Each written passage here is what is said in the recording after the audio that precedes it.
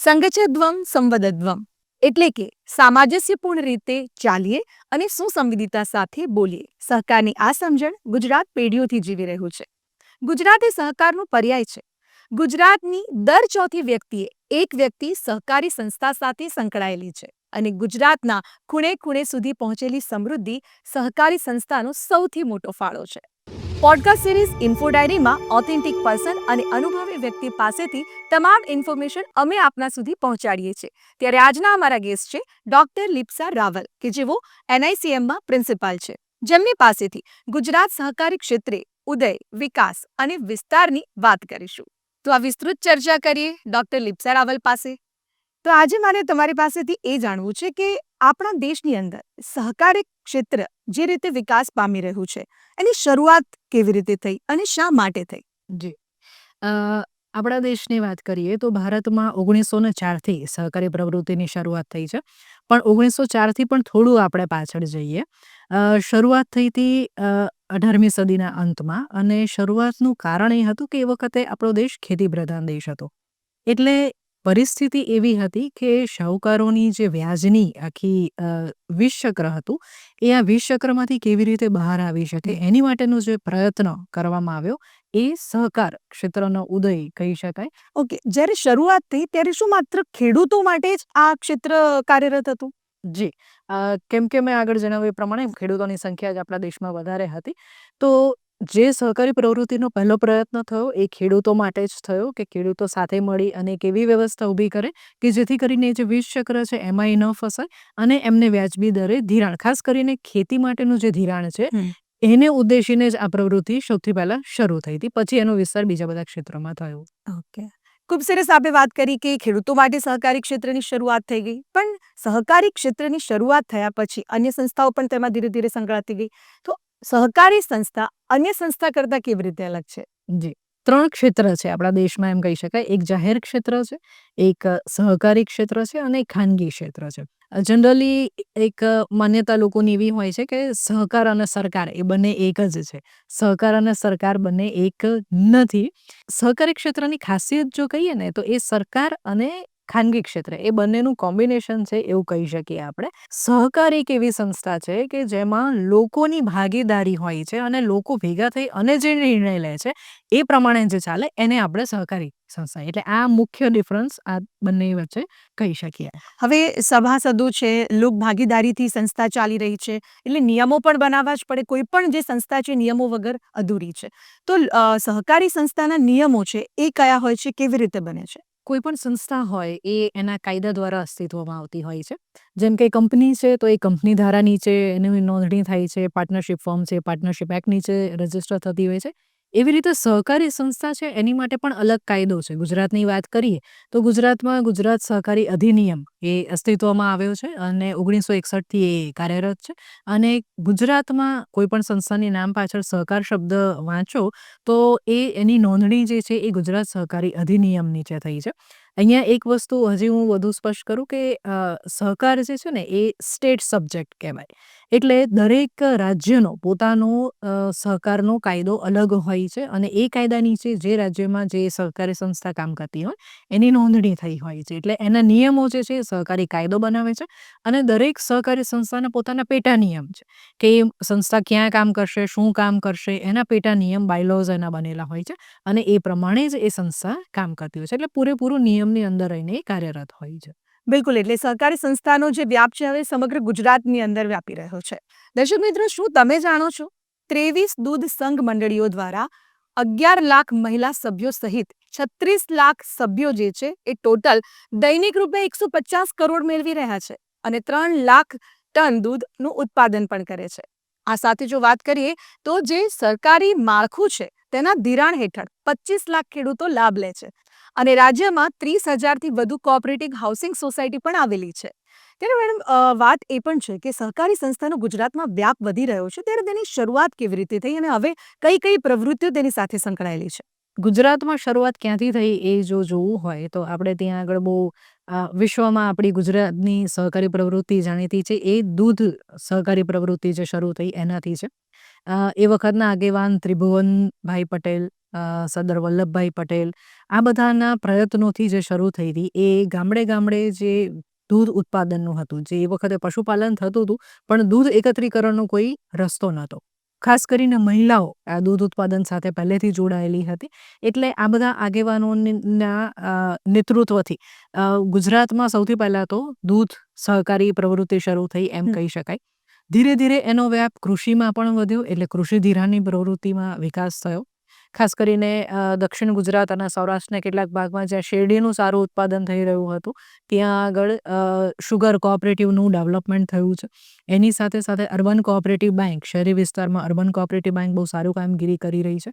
અને આ તબક્કે એક ખાસ ગર્વ લેવા જેવી બાબત આપણી માટે એ છે કે ગુજરાતમાં જેટલું પણ મિલ્ક પ્રોડક્શન થઈ રહ્યું છે ઓકે. અને જેટલું પણ શુગર, જે પણ ખાંડ આપણા ઘરોમાં વપરાઈ રહી છે એ ખાંડનું 100% પ્રોડક્શન એ કોઓપરેટિવ દ્વારા થઈ રહ્યું છે. આપણે ત્યાં આગળ ગુજરાતમાં હજી સુધી એક પણ ખાનગી શુગર મિલ નથી. નાના ગામડામાં જે નાની ડેરી પ્રાઇવેટ કામ કરતી હોય એ અલગ વસ્તુ છે, પણ મોટા દૂધ ઉત્પાદન સંઘો કે ફેક્ટરી પણ નથી અને શુગર પણ નથી.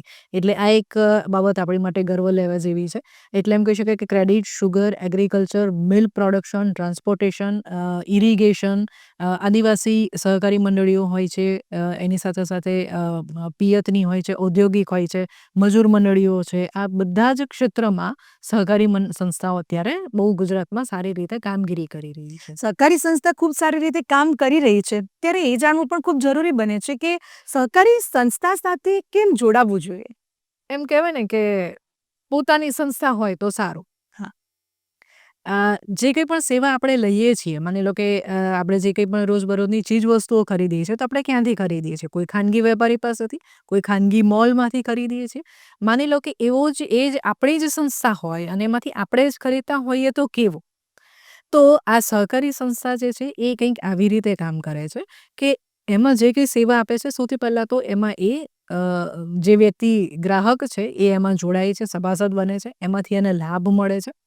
લાભ મળે છે એટલે શું થાય છે કે જે કંઈ ચીજવસ્તુઓ કે સેવા લેવામાં આવે છે, માની લો કે ધિરાણ છે કે કોઈ પણ પ્રકારની પ્રોડક્ટ્સની વાત કરીએ તો એ કન્સેશન રેટ પર એને મળે છે અને at the end of the year એને એમાં નફામાં હિસ્સો મળે છે ડિવિડન્ડ તરીકે. અચ્છા. એટલે સૌથી પહેલાં તો એ એક ફાયદો થાય કે કન્સેશન રેટ પર આપણને સેવા મળી રહી છે અને એમાં જે કંઈ આપણે પે કરી રહ્યા છીએ એમાંથી પણ પ્રોફિટના ભાગરૂપે આપણને એક પાર્ટ આપણને પાછો મળે છે, જે બીજા કોઈ જ મોડલમાં અવેલેબલ નથી આજની તારીખમાં. એટલે આ એક મોટો બેનિફિટ કહી શકાય કે આપણી સંસ્થા છે એમ આપણે કહી શકીએ. ફાયદાની વાત હોય ત્યાં ચોક્કસથી આપણે જવાના જ છીએ.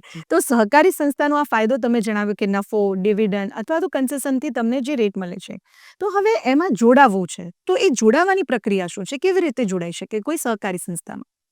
કોઈ સહકારી સંસ્થામાં જોડાવવું હોય તેમાં અમુક બાબતોનું ધ્યાન રાખવાનું હોય છે. સૌથી પહેલાં કે કોણ જોડાઈ શકે? તો સહકારી સંસ્થા દરેક માટે ઓપન છે. એનો એક સિદ્ધાંત છે કે ખુલ્લું અને સ્વૈચ્છિક સભ્યપદ, આ એનો પહેલો સિદ્ધાંત કહેવાય છે. એટલે કોઈ પણ વ્યક્તિ એનો સભ્ય બની શકે છે. પણ એમાં કેટલીક બાબતો ધ્યાનમાં રાખવી જરૂરી છે. જેમ કે એક તો વ્યક્તિ 18 વર્ષથી ઉપરની ઉંમરની હોવી જોઈએ.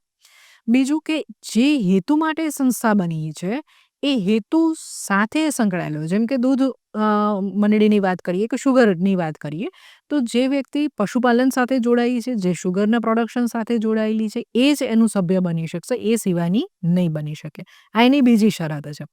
અને ત્રીજી શરત, દરેક સહકારી પ્રવૃત્તિ હોય છે એનું એક કાર્યક્ષેત્ર હોય. જેમ આપણે અગાઉ વાત કરી કે બાયલોઝ હોય છે દરેક સહકારી મંડળીના, તો એ જે બાયલોઝ છે ને એ બાયલોઝની અંદર એનું એરિયા ઓફ ઓપરેશન નક્કી થયો હોય છે કે એ કયા વિસ્તારમાં કામ કરશે. જેમ કે એક ક્રેડિટ સોસાયટી છે તો એવું નક્કી કરે છે કે અમદાવાદ શહેર, તો એ શહેર પૂરતું જ એ કામ કરશે, પછી એ વડોદરા શહેરમાં કે સુરત શહેરમાં એ કામગીરી નહીં કરી શકે.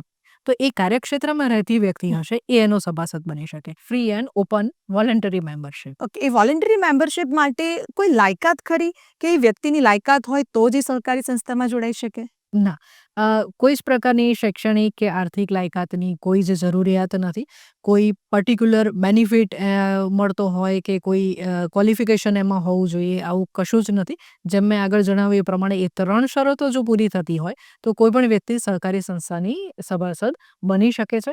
જેમ ફાયદાની વાત આવી છે એમ જ્યારે વાત આવી છે નવયુવાનોની, તો નવયુવાનો માટે મહત્વનો અત્યારે મુદ્દો જે હોય છે એ રોજગારી છે. સહકારી સંસ્થા શું નવયુવાનોને રોજગારીની તકો પૂરી પાડે છે? બિલકુલ.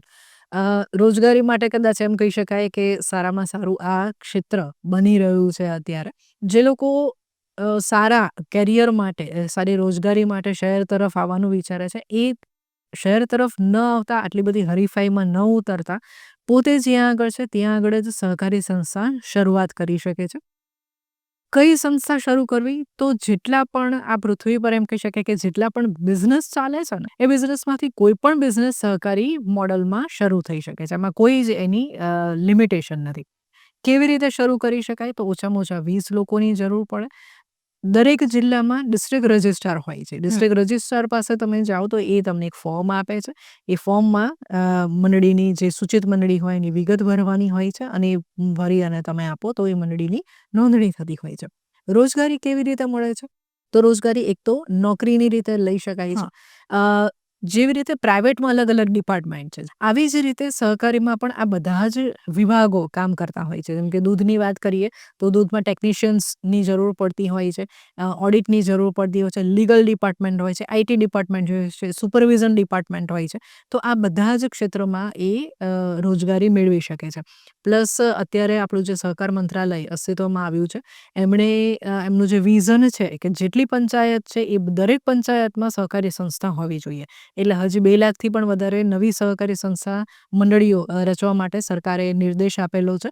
તો એમાં પણ આ જ બધા વિભાગો કામ કરશે અને એમાં પણ જો લાયકાત ધરાવતા હશે તો એ યુવાનોને ચોક્કસથી રોજગારીની તક મળે છે. રોજગારીની તકો ખુલી રહી છે તો આવનારા સમયમાં સહકાર મંત્રાલય દ્વારા અનેક પગલાં પણ ભરાઈ રહ્યા છે. આવનારા સમયમાં એવા કયા પગલાં છે કે જેનાથી સહકારી સંસ્થા સમૃદ્ધ બનશે? આપણા દેશમાં આપણા માનનીય વડાપ્રધાન શ્રી નરેન્દ્રભાઈ મોદીના ખાસ વિઝન હેઠળ સહકાર મંત્રાલય અલગથી 2021ના વર્ષથી અસ્તિત્વમાં આવ્યું છે. હાલમાં શ્રી અમિતભાઈ શાહ સાહેબ એમના સહકાર મંત્રી તરીકે કાર્ય કરી રહ્યા છે અને એમના નેતૃત્વ હેઠળ આ સહકારી ક્ષેત્રમાં સતત નવા સુધારાઓ આવી રહ્યા છે. એમ કહી શકાય કે લગભગ 25 જેટલા નવા સુધારા ખાસ સૂચિત કરવામાં આવ્યા છે. આ સુધારાઓમાં મુખ્ય જો વાત કરીએ તો સૌથી પહેલો સુધારો જે અગાઉ મેં જણાવ્યું એ પ્રમાણે જેટલી પંચાયત છે એ દરેક પંચાયતમાં સહકારી સંસ્થા કાર્યરત હોવી જોઈએ. આ પહેલો સુધારો સૂચિત કરવામાં આવ્યો. બીજો સુધારો મોડલ બાયલોઝ. મોડલ બાયલોઝ એટલે જે પણ સહકારી જે ધિરાણ મંડળી છે, પેક્સ જેને કહી શકાય, મિલ્ક સોસાયટીઝ છે અને ફિશરીઝ છે. આ ત્રણેયના બાયલોઝ ચેન્જ કરવામાં આવ્યા છે અને એને એવી રીતે ચેન્જ કરવામાં આવ્યા છે કે જેથી કરીને એની પ્રવૃત્તિનો વ્યાપ વધી શકે. એટલે હવે આ મંડળીઓ પાસે એમની બિઝનેસ એક્ટિવિટીઝ જે છે એ વિસ્તારવાનો એક વધારે સ્કોપ મળ્યો. એમના બાયલોઝ દ્વારા એ સુધારો કરવામાં આવ્યો. ત્રીજો એમ કહી શકાય કે વિશ્વની સૌથી મોટી અનાજ સંગ્રહની વ્યવસ્થા જે છે એ સહકારી સંસ્થાઓને એની જવાબદારી સોંપવામાં આવી છે અને લાર્જેસ્ટ ગ્રેઇન સ્ટોરેજ સ્કીમ જે લોન્ચ કરવામાં આવી છે એ પણ ગુજરાતથી જ એની શરૂઆત કરવામાં આવી છે અને એ આખા દેશમાં એ પ્રકારના ગોડાઉન સ્ટોરેજ હાઉસીસ બનાવવા માટે સરકાર અત્યારે પ્રતિબદ્ધ છે. એની સાથે સાથે હાઉસિંગ સોસાયટીમાં જે ટ્રાન્સફર ફી છે એ બાબતે સુધારા છે. સહકારી કાયદો જે છે સ્ટેટનો એમાં ઘણા બધા સુધારા કરવામાં આવ્યા છે. આ બધા સુધારા એવી રીતના છે કે જેથી કરી જ્યાં પણ સહકારી સંસ્થાઓને લિમિટેશન આવતી હતી એ લિમિટેશન એમની દૂર થાય અને એમનું બિઝનેસ એક્ટિવિટી વધારે એક્સપાન્ડ થાય.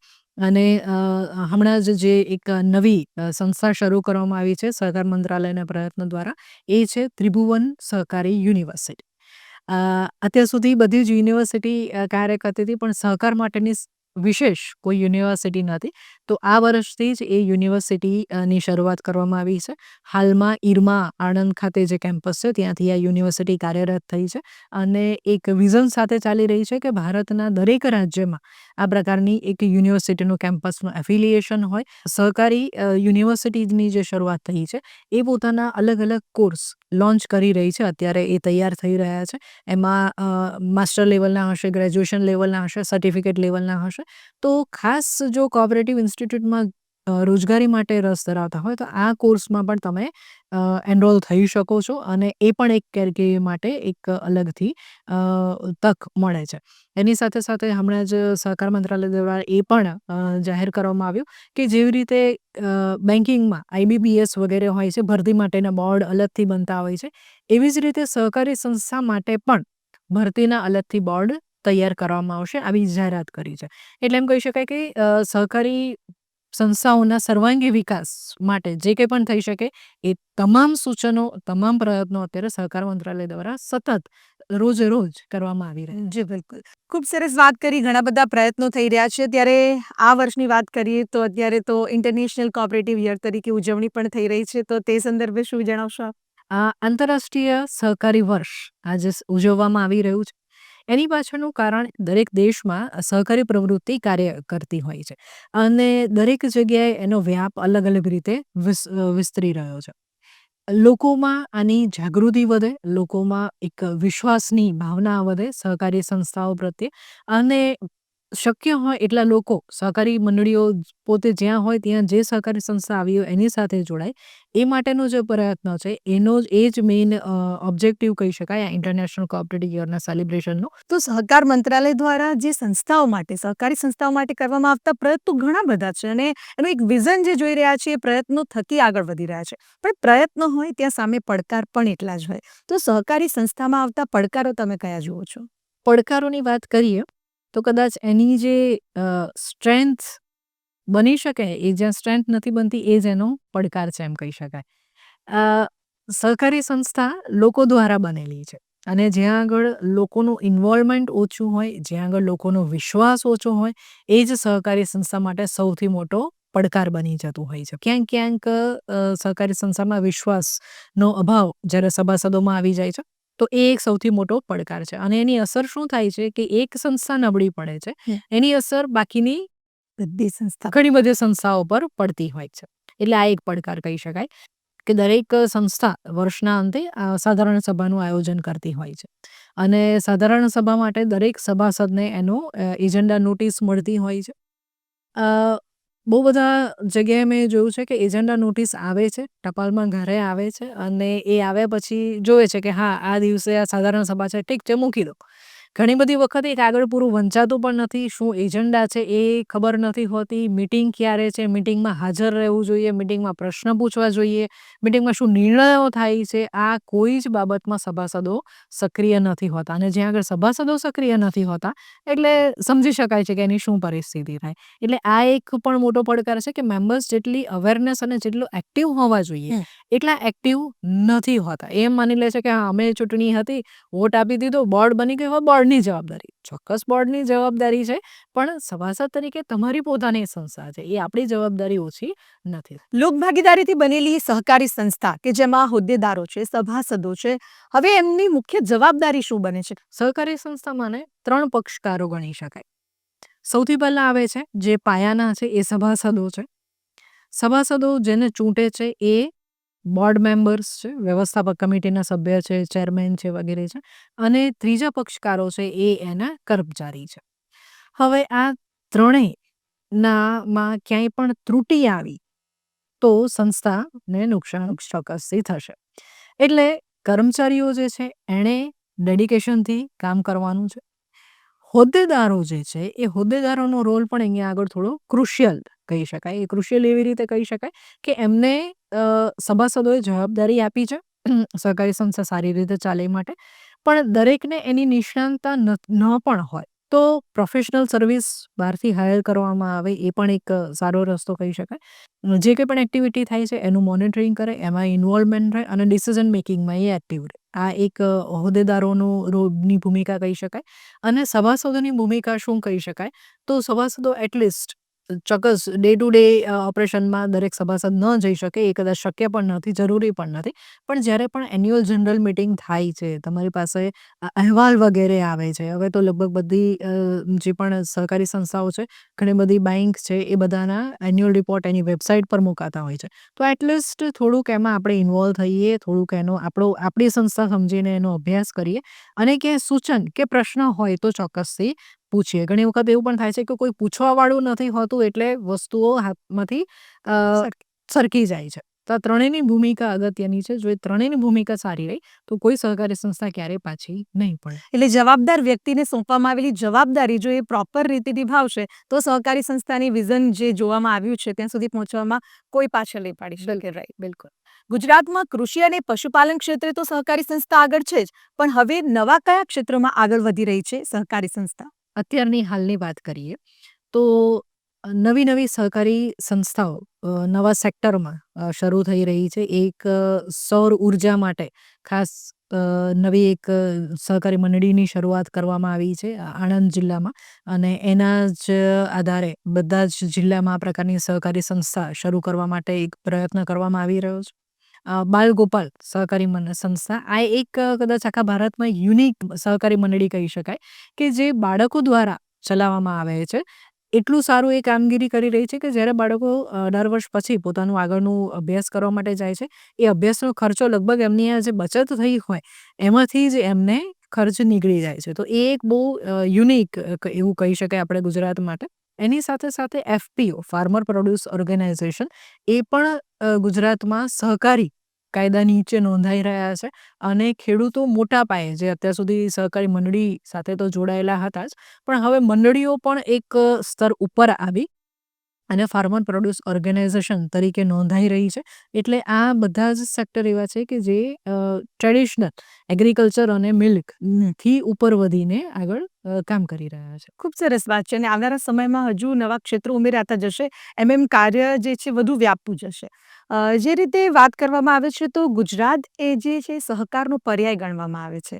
ગુજરાતની અંદર સહકારી સંસ્થાઓ હવે વધતી જઈ રહી છે અને અન્ય ક્ષેત્રોમાં પણ આગળ વધી રહી છે. શું કારણ જોઈ રહ્યા છો આપ? ગુજરાતની સહકારી પ્રવૃત્તિની સફળતાનો જો શ્રેય આપવો હોય તો એમ કહી શકાય કે આ પ્રવૃત્તિ આપણા રાજ્યમાં લોકો દ્વારા શરૂ થઈ છે. એટલે એક સહકારના મૂલ્યો એ લોકોની અંદર નંખાયા છે બહુ ઊંડે સુધી, અને લોકો એવું માન્યું છે કે આ અમારી સંસ્થા છે ને અમારી પ્રવૃત્તિ છે, એ રીતે એ જોડાયા છે. જેમ કે દૂધ મંડળીની વાત કરીએ તો દૂધ મંડળીનો વ્યાપ સૌથી વધારે છે. શું કામ છે? કેમ કે એ પોતાની મંડળી તરીકે માનવામાં આવી છે. સભાસદો સક્રિય રીતે એની સાથે જોડાયેલા છે. રોજ મંડળી પર જવાનું થાય છે, રોજ દૂધ ભરવાનું થાય છે. તો એ જે સહકારી સંસ્થા છે ને એ ગામનું હાર્દ સેન્ટર બની ગયું છે. એટલે ગુજરાતના ખૂણે ખૂણે સુધી સમૃદ્ધિ પહોંચી છે અને સહકારી સંસ્થાનો ખૂબ મોટો ફાળો છે, એ અત્યારે આપણે જોઈ પણ રહ્યા છીએ. મેડમ, આજે આપ અમારી સાથે જોડાયા અને સહકારી સંસ્થા વિશે જે ખૂબ સુંદર માહિતી અમારા સુધી પહોંચાડી છે, આપનો ખૂબ ખૂબ આભાર. Thank you so much. Thank you. તો દર્શક મિત્રો, પોડકાસ્ટ સિરીઝ ઇન્ફો ડાયરીમાં આજે આપણે વાત કરી છીએ ગુજરાતની સહકારી સંસ્થા વિશેની. તો આવી જ ઇન્ફોર્મેશન લઈને ફરીથી એકવાર આપની સમક્ષ ઉપસ્થિત થઈશું. આપ જોતા રહો પોડકાસ્ટ સિરીઝ ઇન્ફો ડાયરી.